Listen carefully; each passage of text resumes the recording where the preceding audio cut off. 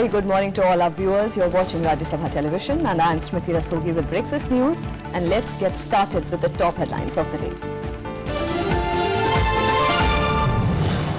Government approves procurement of fresh batch of Barak surface-to-air missile. Acquisition on a proposal worth over 860 crore rupees.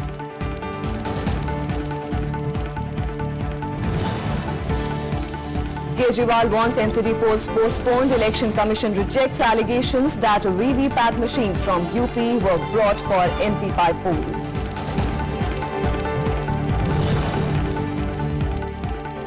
India terms reaction of African envoys unfortunate after head of African mission criticizes centre over recent attacks on its nationals.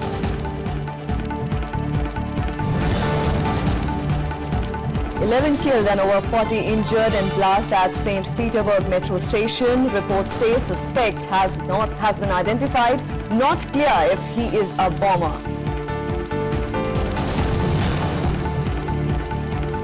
And Colombia declares emergency after landslides in town of Mocoa. Death toll has risen to 262.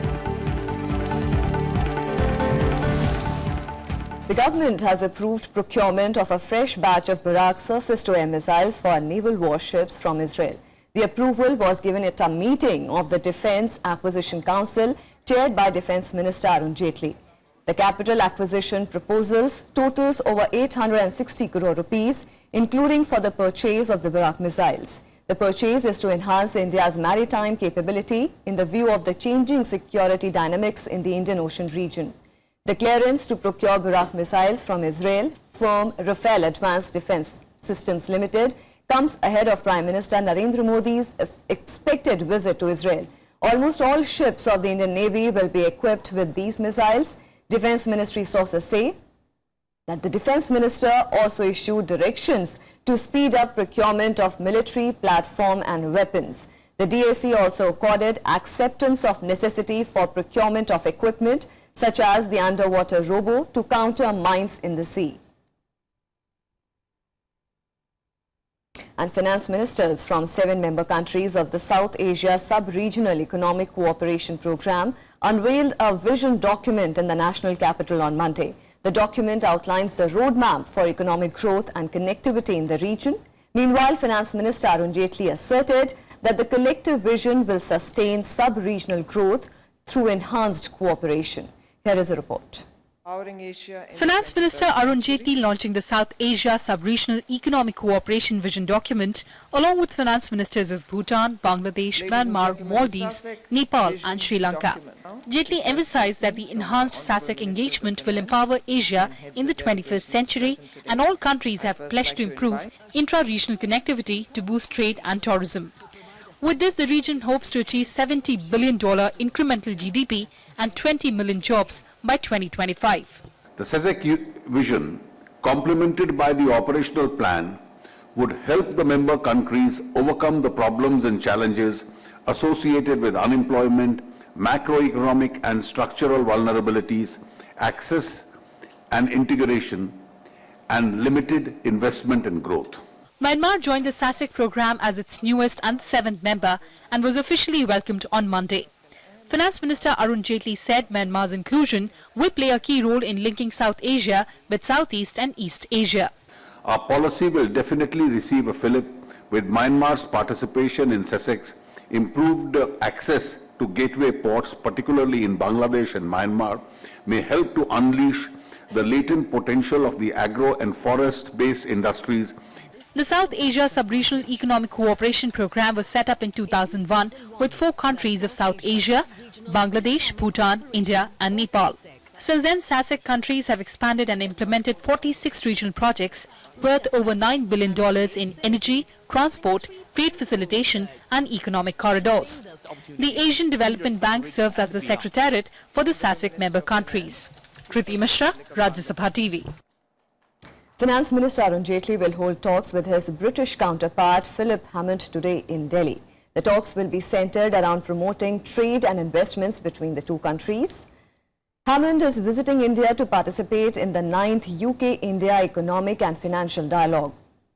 The high-level talks are aimed at deepening the UK's economic and trading relationships with India and showcasing Britain as one of the best places in the world to do the business. The British High Commission adds that EFD will involve a series of events over a 2-day period, including discussions on trade, financial services and infrastructure. Bank of England Governor Mark Carney and CEO of the Financial Conduct Authority, Andrew Bailey, will also take part in the dialogue with Jaitley. Hammond will also visit Mumbai. And African envoys have condemned attacks on African nationals, calling them xenophobic and racial. Heads of African missions in India criticized the Indian government, saying that it looks no known sufficient and visible deterrent action to stop such attacks, indicating their disappointment over lack of response from the Prime Minister and the Uttar Pradesh Chief Minister. The envoys said that they expected a strong condemnation of such attacks at the highest political level, both nationally and locally. They also called for an independent investigation by the Human Rights Council as well as other human rights bodies, and also to comprehensively report the matter to the Commission of the African Union.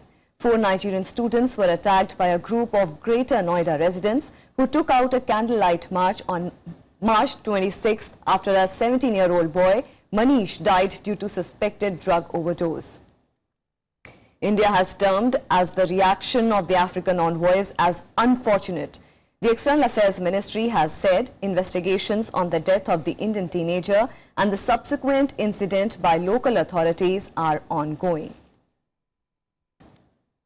No, what we want is that things like this can happen. We are human beings. It can happen. But why only to Africans?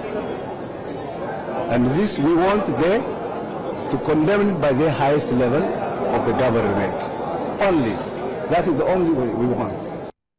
And on to some more developments. Visiting Omani Foreign Minister Yusuf bin Alawi bin Abdullah met Prime Minister Narendra Modi in New Delhi on Monday. He also met Vice President Mohammad Hamid Ansari. Earlier in the day, Abdullah held delegation-level talks with his Indian counterparts Sushma Swaraj. The two ministers discussed bilateral and regional issues in the meeting. Oman-India trade exceeded $3.86 billion in 2015 and 16. There are around 7 lakhs expatriate Indians in Oman. And today is the first cabinet meeting of the newly formed BJP government in Uttar Pradesh. Key issues in the BJP's poll manifesto, especially farm loan waiver, electricity in rural areas, and an ordinance on slaughterhouses are likely to be taken up during the meeting. State Agriculture Minister Surya Pratap Shahi said a proposal prepared for farm loan waiver will be presented before the cabinet at its first meeting. Government sources said around 2.30 crore farmers in the state suffered losses due to natural calamities in the recent past and were unable to repay loans amounting to about 62,000 crore rupees. Besides farm loan waiver, the cabinet is likely to take important decisions regarding legalizing slaughterhouses, licenses of meat sellers, extending more help to the water-scarce Bundelkhand region, and sorting out the problems related to Purvanchal. ये किसानों के हित में बहुत बड़ा फैसला होने वाला है और जो हम लोगों ने किसानों के लिए अपने लोक कल्याण संकल्प पत्र में वादा किया था कि हम आएंगे तो सीमांत कृषक और लघु कृषकों को जो कर्ज के बोझ से दबे हुए किसान हैं उनको हम राहत दिलाएंगे और उनके कर्जों को माफ करेंगे। इस बात की संभावना है। हमारे माननीय प्रधानमंत्री जी ने चुनाव से पहले इसकी घोषणा की थी कि जो दुखद स्थिति नेचुरल कैलेमिटी के कारण से सीमांत किसान जो छोटे कृषक हैं उनकी हुई थी, उनके जो बैंक के ऋण हैं उनको हम माफ करेंगे। The government on Monday released a country-wide ranking of educational institutions. According to it, Delhi's Miranda House and Bengaluru's Indian Institute of Science are India's best college and university respectively. The IISc Bangalore has been ranked #1 educational institution in India. 7 Indian institutes of technology have also made it to the list of the top 10 educational institutions. 6 Delhi University colleges have made it to the list of top 10 colleges in the country. According to the list released by the HRD Ministry, the top 3 colleges are Delhi's Miranda House, Loyola College in Chennai and Sri Ram College of Commerce in Delhi. The top 3 universities are IISA in Bangalore, Jawaharlal University in New Delhi and BHU Varanasi. And top 3 management institutions are Indian Institute of Management Ahmedabad, Indian Institute of Management Bangalore, Indian Institute of Management Calcutta. And top 3 engineering colleges are IIT Madras, IIT Bombay, IIT Kharagpur. While making the announcement, HRD Minister Prakash Javadekar said that the institutions which have fared well in the annual national rankings will be provided more funding, enhanced autonomy and other benefits, and that the policy regarding the same will be announced soon to encourage the spirit of competition and enhance the quality of education being imparted by the institutions across the country. गुणवत्ता प्राप्त संस्थानों को recognise कर रहा है और समाज को भी मार्गदर्शन मिलता है कि कहाँ अच्छा रैंकिंग है, कहाँ अच्छी गुणवत्ता है, तो वहाँ प्रवेश लेने में उनको एक आधार मिलता है कि ये अच्छा रैंकिंग है। ये भारत विरोधी नारे और अफजल गुरु के नारे के लिए जेएनयू या जादवपुर को पुरस्कार नहीं मिला है। ये पुरस्कार वहाँ जो छात्रों की खबरें मीडिया नहीं चलाता है, वो छात्रों ने जो बहुत अच्छा शोध कार्य किया है साइंस टेक्नोलॉजी में, उसके लिए है। And Kashmir remained tensed on Monday as Pakistan violated ceasefire in the valley. In another incident, 1 CRPF Jawan was killed and 5 injured after terrorists attacked their convoy near Sempura area in Srinagar outskirts late on afternoon. 2 civilians were also injured in the firing. Pakistan violated ceasefire along the line of control in Poonch district of Jammu and Kashmir on Monday. Pakistani army initiated indiscriminate firing with small arms, automatic weapons and lobbed mortar shells on forward posts and civilian areas, prompting retaliation by the Indian Army. The Pakistan Army is firing mortars, automatics and small arms and has resorted to an unprovoked, uncalled for ceasefire violation. A befitting reply has been given by the Indian Army. The heavy mortar shelling triggered panic among people living near the border.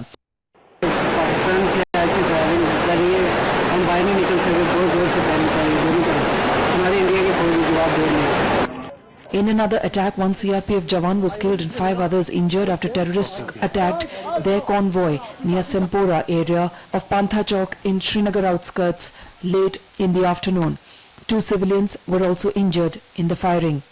Companies were coming from Jammu to Srinagar for election duties, and these vehicles were fired upon by some militants at Sempura. This is the sensitive time otherwise, because during election separatists have given the boycott call, and militants have also stepped up their activity. So we all are on high alert. The ceasefire violation came a day after a police Jawan, Constable Shamsuddin, was killed in a grenade attack on Sunday evening in Malhata area of Srinagar. 15 Jawans, including police and CRPF personnel, were injured in the attack.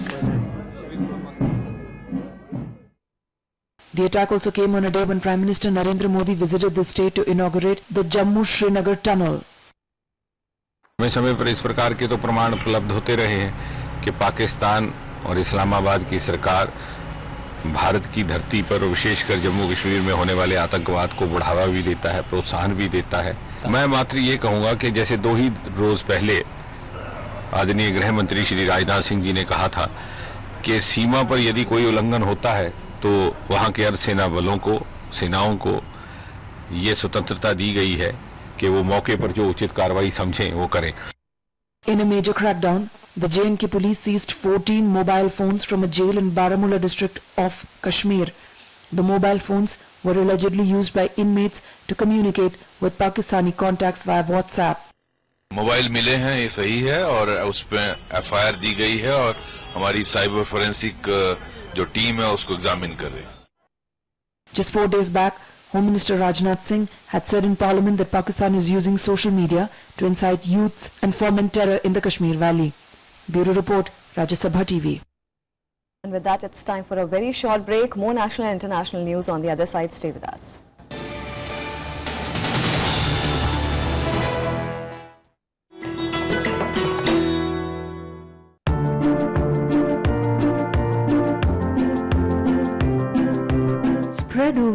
area of 450 square kilometers, the Bandhavgarh National Park is known for its breathtaking array of flora and fauna. Its geographical positioning has gifted a repository of over 250 species of birds and 22 different species of mammals. Though the park is considered as a real home of the Bengal tiger and the white tiger, another star attraction in the national park is the leopard. There are about 40 of these wild cats in the park. Bandhavgarh National Park was a former hunting preserve of the Maharaja of Rewa. The terrain is broken with rocky hill ranges running roughly east-west, interspersed with grassy swamps and forested valleys.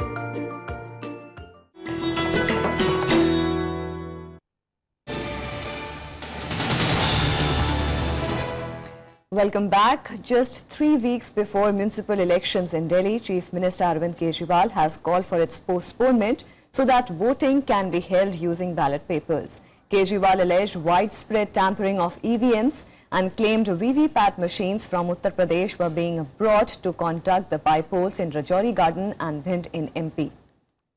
Lieutenant Governor Anil Baijal rejected Kejriwal's demand, citing time constraints to effect any change in the mode of polling. The municipal polls are scheduled to be held on April 23rd. Meanwhile, the Election Commission hit out at Kejriwal, terming his allegation of UP EVMs being used in by-poll as baseless. It reiterated that EVMs were tamper-proof and asked Kejriwal to introspect on the party's performance. Congress and other political parties also raised concerns over the issue of EVM tampering in the recently concluded assembly elections in the 5 states. BJP has dismissed such allegations.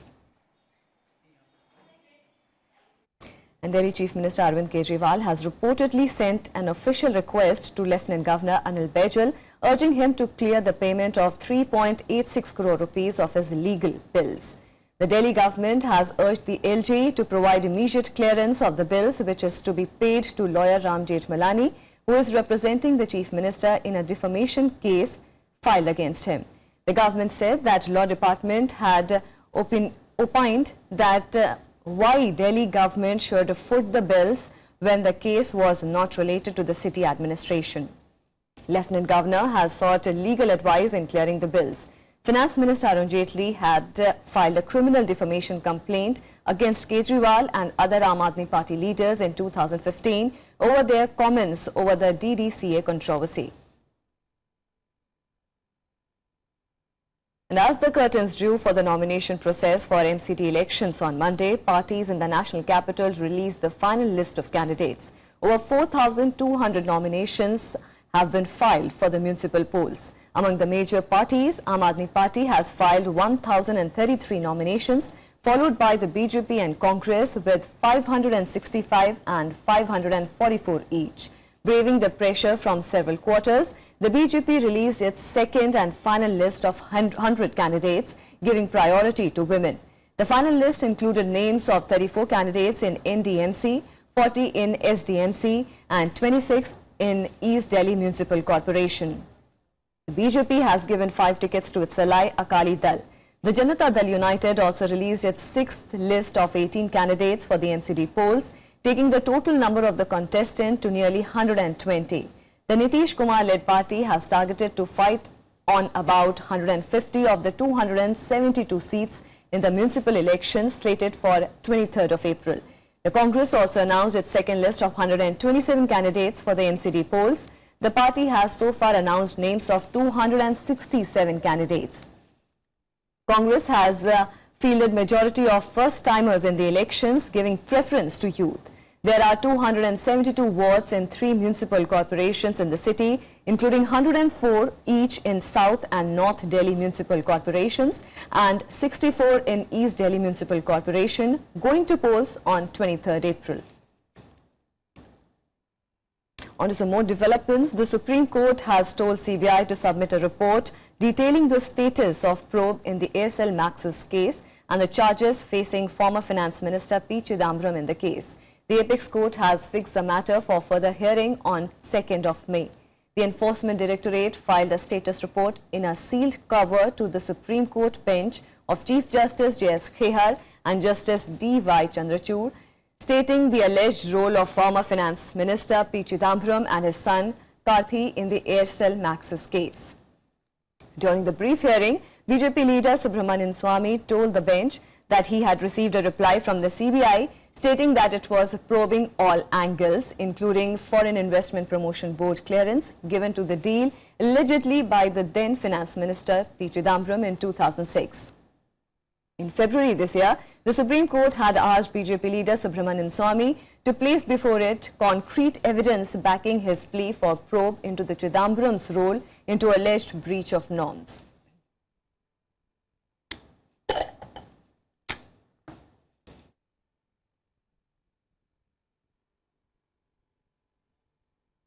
And a look at what else is making news across the country nationwide.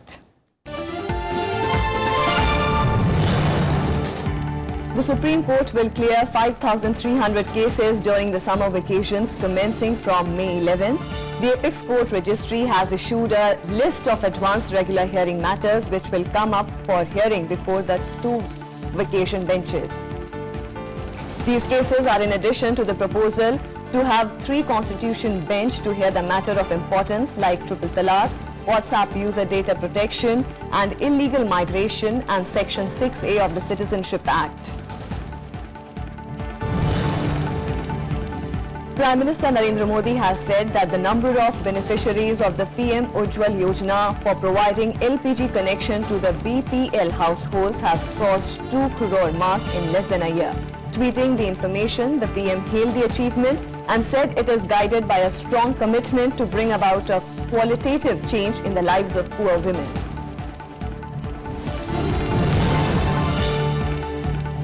The Election Commission has directed the VK Sasikala faction of the AIADMK to remove the original 2-leaf symbol of the party from its website and all social media accounts. It has given Sasikala faction time till 11 AM on Thursday to explain as to why its order on freezing of the name AIADMK and its election symbol has been violated.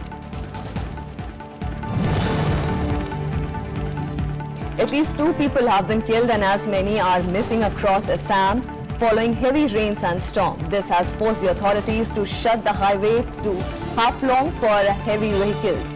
11 districts have been affected due to heavy rains and storm. A blast in a St. Petersburg metro train on Monday has killed at least 11 people and injured 45, which was carried out by a suspected suicide bomber with ties with Islamic State. With Russia's military intervention in Syria, the country has become a potential target for IS attacks. Russia has in the past experienced bomb attacks carried out by Islamic rebels from Russia's North Caucasus region. However, there has been no immediate claim of responsibility, but state police is treating the blast as an act of terrorism. Initial investigations suggest that the blast was carried out by a suicide bomber. Russian President Vladimir Putin visited a makeshift memorial near the metro station on late Monday night and paid tributes to the victims. Putin also held a meet with security services over the incident. Meanwhile, United Nations Chief Antonio Guterres condemned the bombing in the St. Petersburg metro. He also extended deepest sympathy and said that the attackers must be held accountable for the heinous act. The White House also condemns the attack and called it a reprehensible attack. Leaders of EU and foreign ministers of Germany, Britain and France expressed solidarity with the victims. The Secretary-General condemns today's bombing in the St. Petersburg metro. He extends his deepest sympathy and condolences to the families of the victims and to the government and the people of the Russian Federation. Those responsible for this appalling act must be held accountable. The United States condemns this reprehensible attack and act of violence. Our thoughts and prayers are with the injured and with the Russian people as we extend our deepest condolences to the loved ones who have been killed and injured. Our condolences go to all Russian people and in particular those who lost their loved ones, and we continue to follow the news coming from St. Petersburg with a lot of apprehension. Outrage, but clearly our thoughts are very much today with the families of the victims and with the people of St. Petersburg, just as a few days ago they were with the people of London. Et des blessés. Je voudrais d'abord exprimer toute ma solidarité avec les victimes et aussi mes condoléances au peuple russe pour cette épreuve. Nous ne connaissons pas les causes, mais en tout cas, nous sommes avec tous ceux qui souffrent. Et c'est pourquoi je tiens à exprimer en cet instant toute ma solidarité au nom de la France. On to some more international developments, credit rating agency Standard & Poor's has downgraded South Africa's rating to junk status as the country's currency continued to slide following a major cabinet reshuffle. In an unscheduled review that prompted a sell-off in South African assets, S&P cited that the political upheaval, including the recent sacking of the finance minister by President Jacob Zuma, was endangering the economy. The announcement has put more pressure on Rand, which came down 2% against the dollar. President Zuma had faced widespread criticism after he replaced Jordan with Malusi Gigaba, a former Home Affairs minister. All of South Africa's main opposition parties have condemned the move. Meanwhile, Colombia has declared an economic, social and ecological emergency as the death toll rose to 262 in Saturday's landslide in the town of Mocoa. Colombian President Juan Manuel Santos said the government was also putting 40,000 million pesos towards addressing humanitarian priorities. Santos has vowed that investment will be made to make Mocoa better than it was before. Meanwhile, search and rescue operations continue, but hopes of finding survivors is quickly fading as operations enter the third day.